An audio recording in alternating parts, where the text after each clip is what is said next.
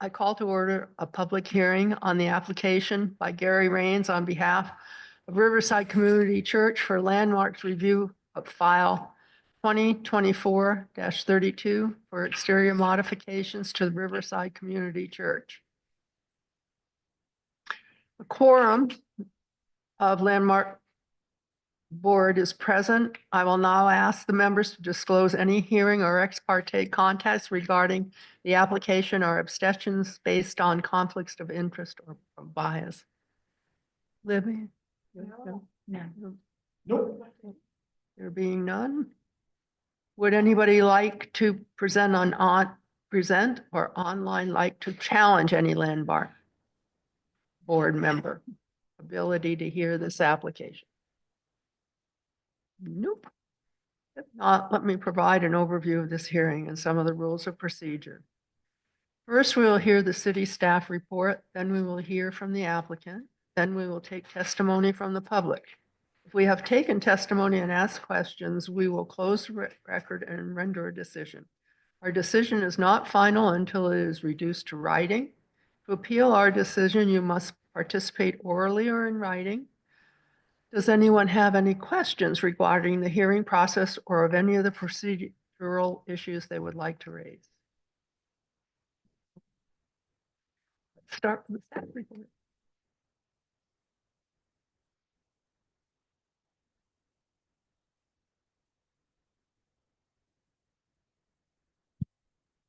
Okay, so this is for file number 2024-32 for work being done or proposed to be done in the Riverside Community Church. It's a relatively simple ask that includes the construction of a second-story balcony on the 1956 addition, which is the western side, the non-original structure, along with a glass sliding door and a new set of stairs extending from the eastern wall to the public right-of-way. As discussed within the staff report, the proposal does not impact the original structure, only the 1956 addition. Staff has found that it does not detract from the character of the property. The proposed materials complement the existing structure, do not detract from the original structure's architectural features or significance, nor detract from the larger district or buildings surrounding it. Because of this, staff recommends approval of the landmarks review application subject to conditions of approval as outlined on page 11 and 12 of the staff report. Please let me know if you have any questions.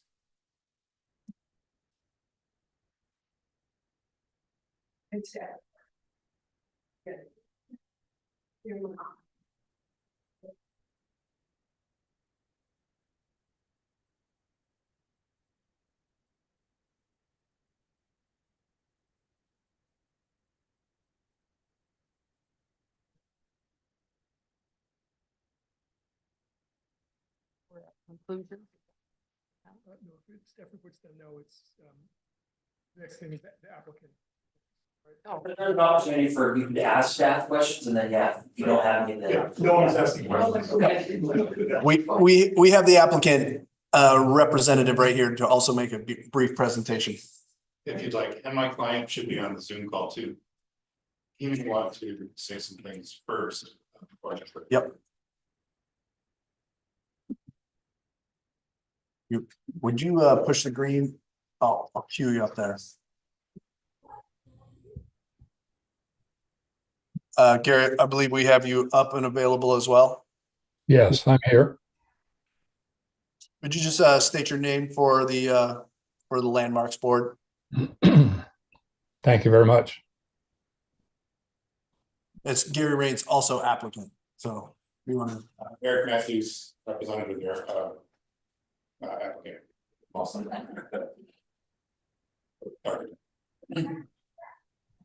Gary, do you have any brief description, or Eric, of the project as you see it and for landmarks?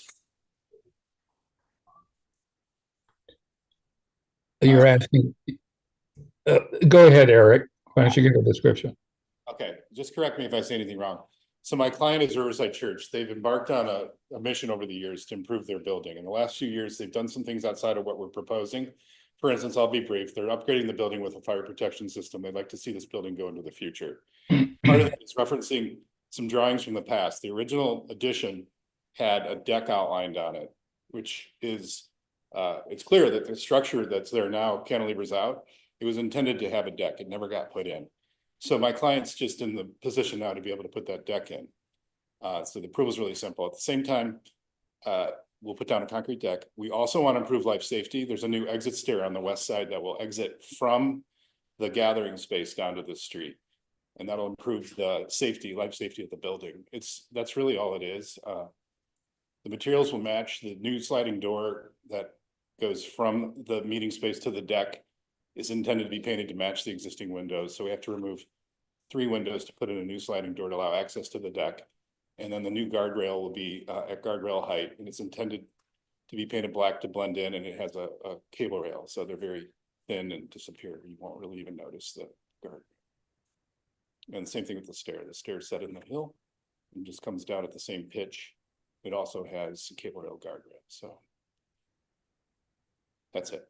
It's very simple. Let me say one thing. I just always think it's important to recognize there's 2 pieces to that building. And that we're dealing with the 1957 piece, 56, something like that. Yeah, not the original structure. Yeah, it's kind of interesting. I mean, here we are how many years later from 1957, but that building was put in about the same gap from the original structure's construction in the early part of the century. So let's just call it 50 years. 50 years forward to 1957, they put a new addition on, come over like another 80 years, and here we are now. So there's just these sequences in time of the building. So the original is this nice stone building. The new one is a mid-century modern, glass, wood, Northwest flavor. And so we're just kind of enhancing the rest of, just finishing the rest of it to enhance the old to new addition. Yeah, thanks. Thanks for bringing it up.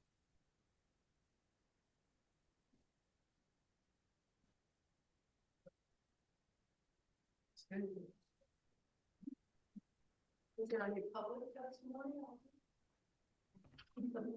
I only have the applicant online, and I'm assuming our other applicant is not looking to testify on behalf of somebody else. All right. So, you have any questions from the staff? Yeah. No. Right.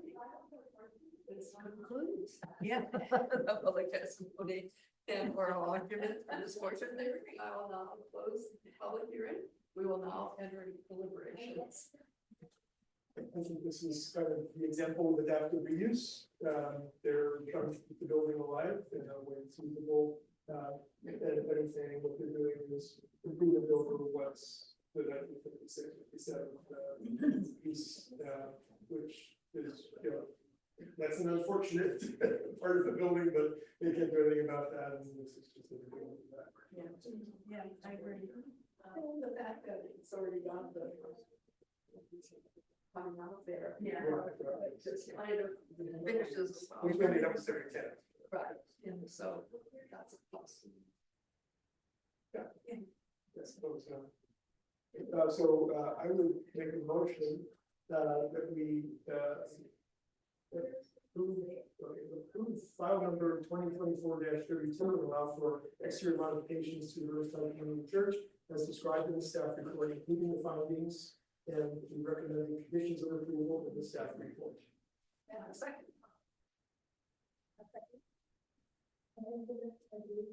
Okay, second. Oh. There you go. We'll see the next motion. Say the next motion, please do. Thank you very much. So, Oh, yeah. yeah, yes. Thank you. Any discussion? Any further discussion? All those in favor? Opposed? Good deal. Congratulations. Yay. That was a trip from Portland. Thanks, you guys.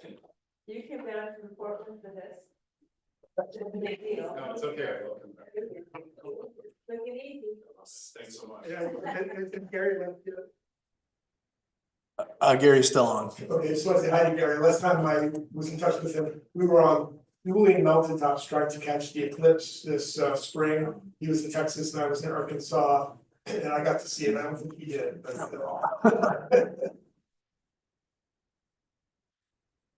Arkansas, I was driving cross country, and I was gonna head to Texas, the same place Gary was, and I diverted after hearing the weather forecast. And then you get.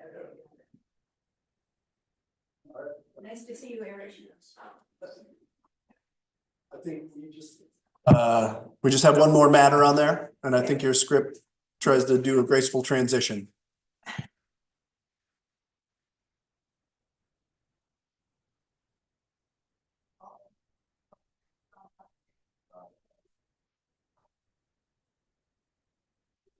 File 2024-26 for exterior modifications to the Big 7 building. Does anyone joining us need a hearing process? It's a bit, if new people had come in. Oh, okay. We go That's through right. it, yeah, Okay. but no one's news, yeah. Thank you. We have, You guys forget about what we did just about. Yeah. there's also no one new online, so we have no ghost. Good.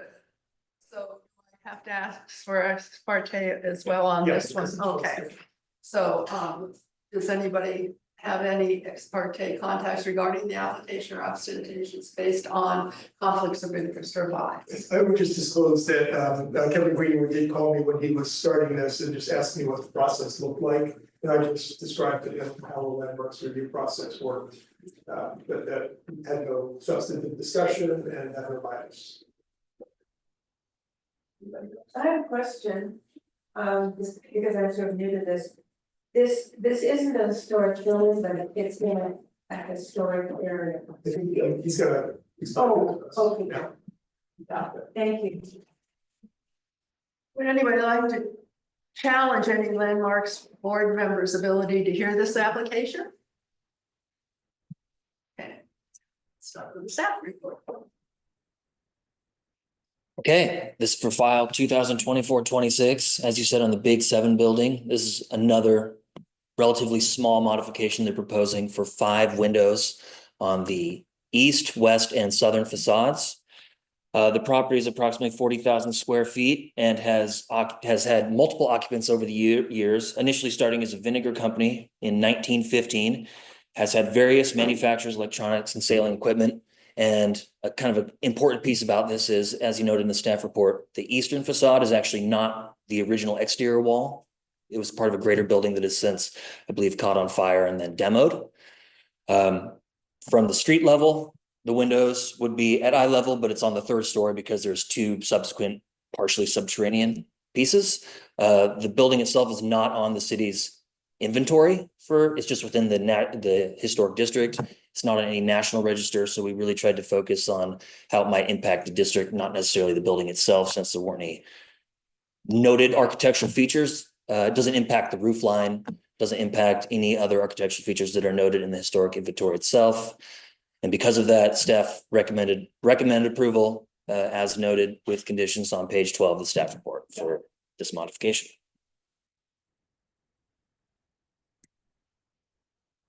So, the question was asked about, why is it that this building is not on inventory, but is an old building that does have historic value and is within the district? You want to? I can give that history if you don't know it. So when the Landmarks Act was passed, Cindy knows this all much too well, she was on the prior line through this. It was very controversial, and one of the political expediencies was that parties that were opposed to the landmarks process were allowed to keep their buildings off of it. So, for example, the Columbia Center for the Arts building is a good example of one that was owned by a car repair shop, basically, and he didn't want it, so they left him out. And the County courthouse. county courthouse, the county and the court, I simply didn't want to have to deal with landmark stuff, and said, leave us out, so they got left out. So it doesn't reflect the lack of historical value, it does reflect the political expediencies. And I have requested, and I'll request again that we should. We're responsible every 10 years to be updating the list. And I think that we should consider adding buildings to the list that are not on the list. Buildings, for example, that are that were less than 50 years old. Was it 50 or 75? Yeah, buildings that were less than 50 years old in 1994. Yeah. That are now highly qualified, and we should consider whether we want to add those, but that's kind of neither here nor there. But on the specific history, there's just a great thing I'll add, because you mentioned the fire that resulted in that new wall being added. There's a great picture after the fire that shows the entire inside gutted and all of these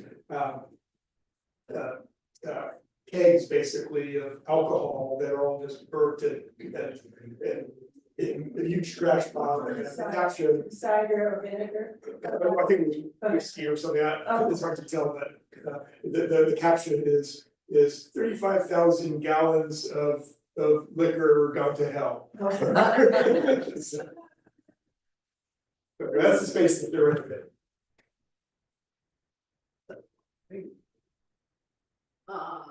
We'll now hear from the applicant.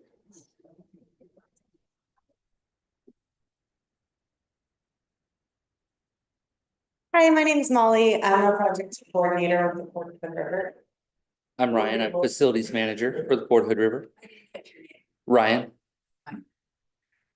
We'd like to install windows to make the space more usable. I did want to note one mistake that I made when I completed the application. There are some references to commercial uses in the building. It's a light industrial building. All the tenants are light industrial. I just noticed that when I was reading through it, so just wanted to highlight that for everyone. I noticed that too, so that's not the case. No, it's a light industrial building. It was just an error in completing the application. It's not gonna be my own question. Yes. Why are why are the windows important on that side for you as, you know, on the inside? Is it looking out, getting more light, your office spaces or your display or anything? Yeah, so we don't actually office there. We lease the building to tenants. And so there's a Potter that's in the building, Wolf Ceramics. There's Blue Mountain Networks, which is a telecom provider. And just overall bringing more light into the space is important as a capital improvement for the building and just kind of for the longevity and sustainability of being able to continue to lease the space out to a diverse array of tenants. And they'll be identical for the ones that are there. Mhm. Yeah. But thank It'll look like also they're gonna be symmetric with the ones that Yes. that are right, so. yeah, we're Basically, there isn't a symmetry now, you're establishing symmetry. trying to match it, what's next to it on all sides, because there are different sizes depending on where you're looking out on the building. So it's gonna be, a 4x8 window. It's gonna be a 4x8 window that we put in on that same side. We've also been working to piece together all the old plans that we have from various work that's been done on it. And it appears like in one of the locations, there was a window there Yes. and it was covered up. And so it's almost like, going back to how it has been before. I don't know if staff found that when they were looking through stuff, but it looks like there were actually windows in some of the exact locations before. So you. Who owns the building? the Port of Hood River. The only thing I'll say is if you can get more tenants in there, the better. Yes.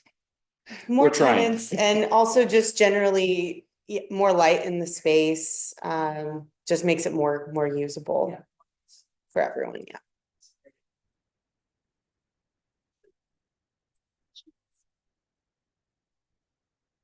Suppose we have public testimony. We have no one online. Are there any questions? Okay. Okay. So this concludes the public testimony and oral argument portion of this hearing. Yes, thank you.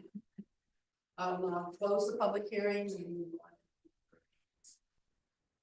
Seems like adaptive reuse again. And so what's interesting here is it was kind of a heavy industrial use, it's now a light industrial use, and basically, you know, they want good quality office space for industrial purposes, Blue Mountain Networks clearly qualifies, it's also used for warehousing for the museum. Oh, it is? As of recently, yeah, and so this is all sensible reuse stuff. You can understand why, when it was, when they were storing whiskey or whatever, when their windows on it, because you don't want light in there. Anyone else can- Is there any other? Further comments on this? Did you want me to say? Someone gets to make a motion. Oh, Can I have a motion? We approve, oh, you even wrote it down. I move to approve file number 2024-26. For the exterior modifications to Big 7 building as described in the staff report, including the findings and recommended conditions of approval in the staff report. And a second? I'll second it. You have one job.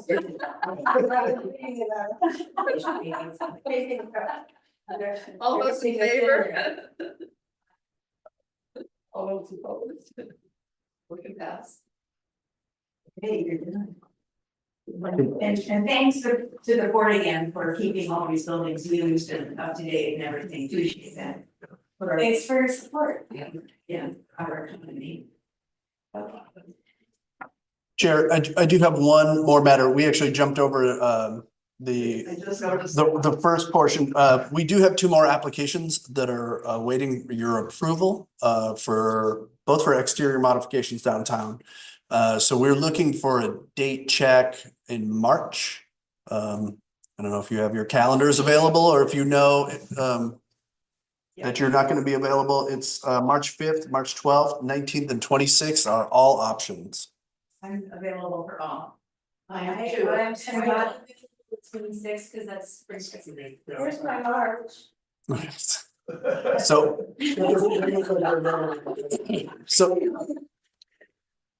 Well, March 19th is an option for everyone. Yeah.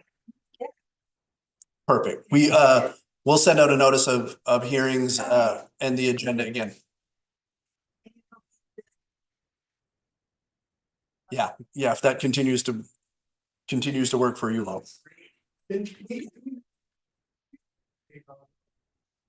You do have an opening. I did. I'll keep it in mind. I saw Bobby yesterday, she applied for a county planning commission job at you live in the city right now?